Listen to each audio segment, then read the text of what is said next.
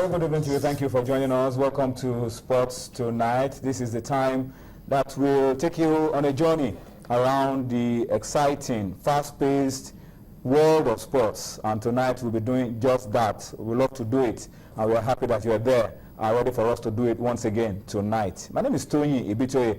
I'm not alone on the show. It's difficult for you to find me alone on Sports Tonight. It's because we have a team that plays well and wins well. And tonight, let me just start by introducing to you those starting off the show with me this midweek. From my immediate right, Yemi Adebayo is on the show. And of course, also on the show tonight is Oyen Wuchi. Yemi, let me welcome you to Sports Tonight. It's a very beautiful midweek. Yeah, it's always a lovely time to come here and talk sports. There's always good things happening in the world of sport, the morning spinning world of sports. And of course, Oyen Wuchi, our very good friend, the news editor of Sporting Life newspaper, is with us. But gentlemen, before we even go on to talk about the sports, tragic day in Niger. Thankfully, it was only the suicide bomber that died, but I think it's something that we also need to reflect on.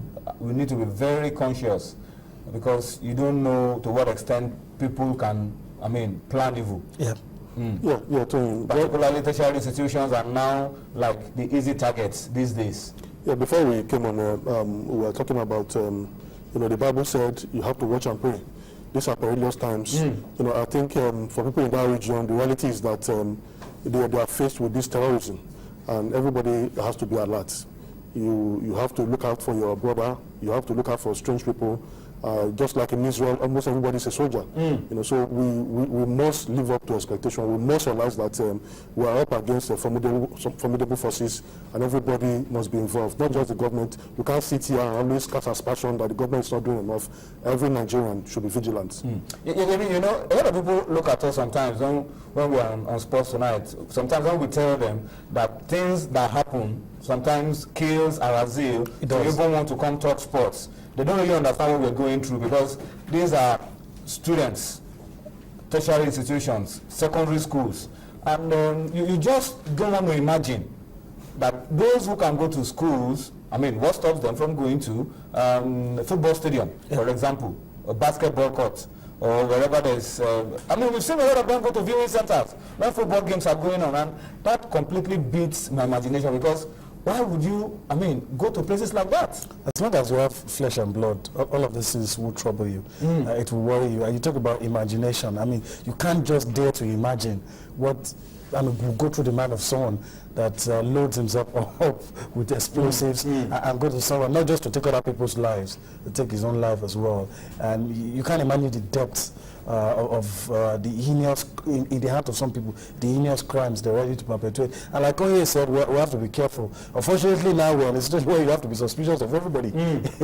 You don't know someone, he comes into the vicinity, you have to say, it's that bad. But of course, at the end of the day, ultimate security lies in the hands of God. We have to be closer to God in these times, and hope that God will help us find a way. It does leave a sore taste in your mouth every time. I've lost count of times we come here, talk about these incidents. Because sports, you can't isolate sports from our national life. And when things like this are going on, it's a lot difficult to mobilize yourself, some months back, encourage yourself to come and talk sports. There was a player from one of the clubs in Jos that was involved. It just shows that I can get as close as every one of us is represented in one of those incidents in one way or the other, and it comes closer home. Just hope that all of these things will stop. Well, our prayer, we won't stop praying. Our prayer, Oyen says we should watch and we should pray. While we watch, our prayer is that God will give our leaders, and this one, cuts across all political parties.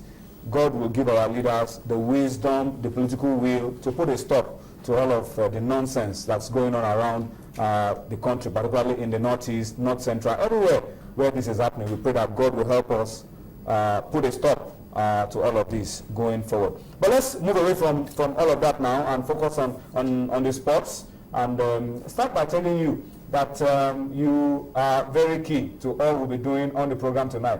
We have a lot of issues that we need you to help us resolve, not just in Nigeria, issues on the continent. We're looking for who will host the 2015 African Cup of Nations. Maybe you can bail us out, but on a more serious note, let's hear what you have to say. We want to hear from you. Feedback is very key on Sports Tonight because we appreciate the fact that if you are not there, there's no point for us to be here. And that is why we wanted to take advantage of our platforms, of our feedback mechanism that you are seeing on your screen, Facebook, Twitter. I mean, you are familiar with all of these handles and with all of these mechanisms, the platforms for you to talk to us for feedback on Sports Tonight. Please take advantage of all of them and let us know exactly what you feel about some of the issues that we are going to be talking about on the program tonight. We will try to be active and interactive as much as we can on the program tonight. But going forward, now let me now specify at least and talk about Twitter now. Focus on Twitter because yesterday, due to popular demand, we started to talk about our campaigns on Twitter to encourage the Super Eagles and make them ready for the battle ahead. And that's the battle against Congo and the battle against South Africa. But we don't want to mix things up. We are taking Congo out first, and then we'll go on to South Africa next week.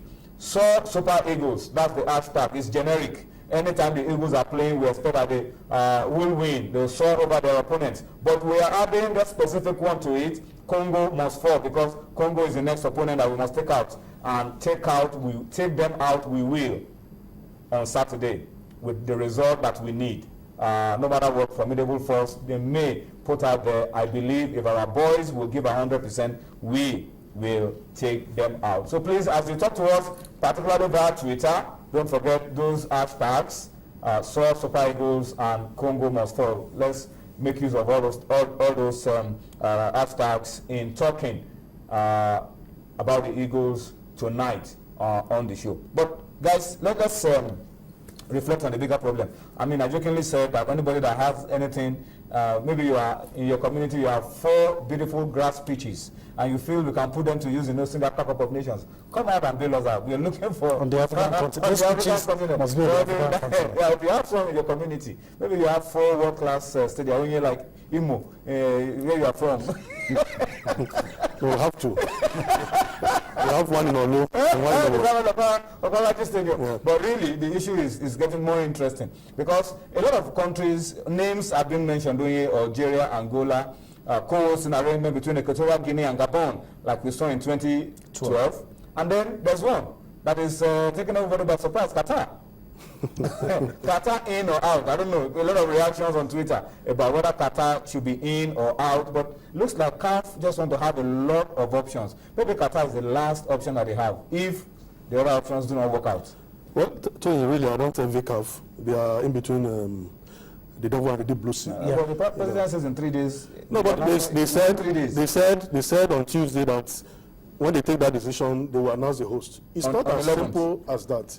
You know, some countries just maybe crossing the T's, dotting the I's. You know, some countries are already going through economic recession, and you just don't give them 12 weeks to host a tournament. You know, so that's why they are looking at the big countries, Egypt, Nigeria, Algeria. Nigeria is out of it. Well, like you said, Equatorial Guinea and Gabon. It's an arrangement. It's an arrangement. So they have to bend the rules, and CAF still needs to come in with some financial support because these countries are bailing them out of an embarrassing situation.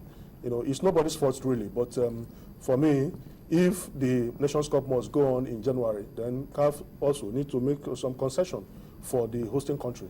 Amy, what do you feel? That's how you have to say is within 3 days, it could be tomorrow, it could be before the end of Friday, end of the week, we will know where we're going. I think in the absence of the preferable, the available. I'm struggling to know what's available anyway, but the available becomes the desirable. And it's, I don't know, maybe this might be the first time a country not from Africa will host the African Cup of Nations. Who knows what can happen. But before they got to the point where they disqualified Morocco, everybody saw it coming. The handwriting was on the wall, and they kept on saying, okay, we'll give you unto this point, make a decision. I think before it got to that, there was already a country's name on paper, and like you said before we came on set, probably they just wanted it to look as if, look, African countries are ready to host, so that people just don't feel that the fear of Ebola is making some other countries not want to host. And I don't know the countries that have signaled interest. But I know. We're hearing Algeria, we're hearing Angola, we're hearing the co-hosting arrangement of the 2012. Egypt. Okay, Egypt, we're hearing the co-hosting arrangement of 2012. But you know, like I said, it's beyond just showing interest. A lot, like when you say, a lot goes into hosting the Nations Cup. I mean, how many weeks now to the competition? About 11 weeks now. So it's not just, let's say 12 weeks. The government of that country will do more than just saying we want to host. There has to be the evidence of readiness, a whole lot of things, and I don't have a calf. I do know that the competition will go on. Whether or not we're going to have a first-class tournament, that is left to be seen. Whether or not security will be top-notch, transportation, all of those issues, we're not going to get the best. It may not affect the quality of football, but definitely in terms of preparation, what is sure is that we're not going to get the best. But I'm very sure there's going to be a bailout, and it's not going to be Nigeria. Okay, let's see how it goes. But let's come to Nigeria now very quickly. Nigerians are not really bothered about where the Nations Cup will be hosted. It's the least of our problems. What they're thinking about right now is how the Super Eagles of Nigeria will be there in at the Nations Cup, wherever it's taking place. But good news from the vibes and the body language of the coach and the attitude of the players. They are very optimistic.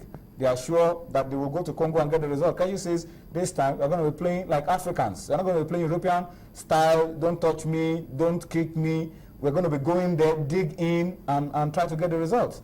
Yeah, so you know, we said it here on Monday that if we want to get a result from in Point Noir, then we have to go there and grind out a victory.